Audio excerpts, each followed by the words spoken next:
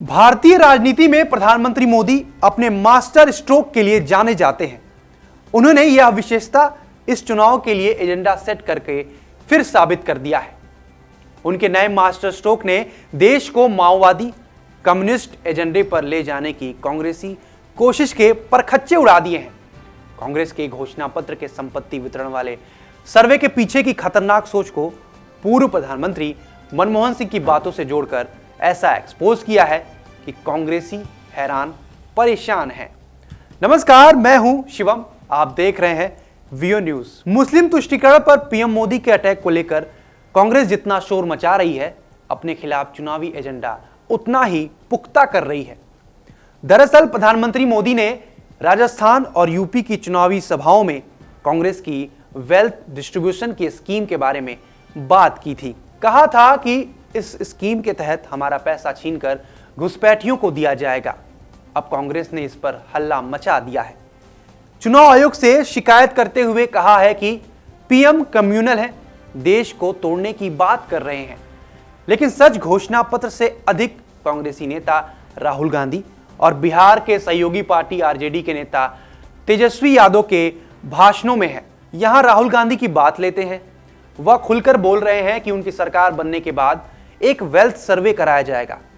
जैसे जाति सेंसस की बात करें और उसके बाद आंकड़ों के हिसाब से वेल्थ को डिस्ट्रीब्यूट कर दिया जाएगा। ये बात तो जातिगत जनगणना की करते हैं, लेकिन जब बंटवारे की वकालत करते हैं तो मुस्लिम धर्म से जोड़ देते हैं।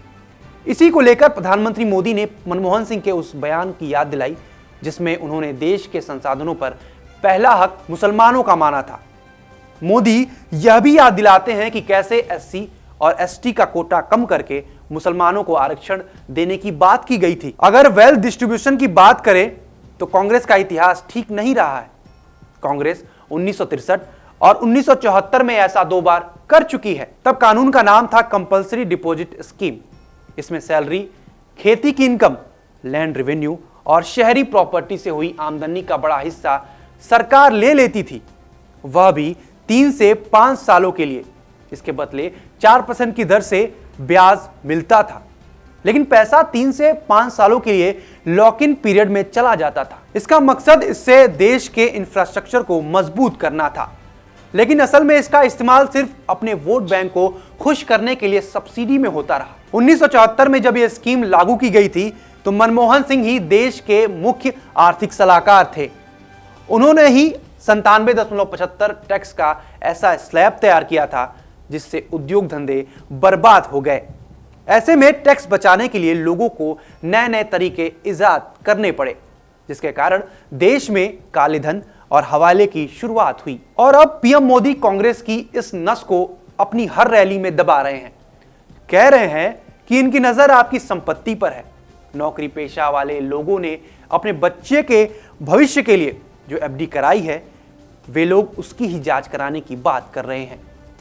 कांग्रेस इसका सर्वे कराएगी, फिर सरकार के नाम पर कब्जा करेगी या आपकी संपत्ति को छीनकर बांटने की बात कर रही है। ये लोग यहां तक जाएंगे कि गांव में जो आपकी पैतृक घर है उसे 2 घर बताकर छीन लेंगे। क्या आप ये होने देंगे? हमारी रिपोर्ट आपको पसंद आ रही है तो हमारे वीडियो को लाइक एंड शेयर करें और कमेंट करके अपनी राय जरूर रखें। धन्यवाद।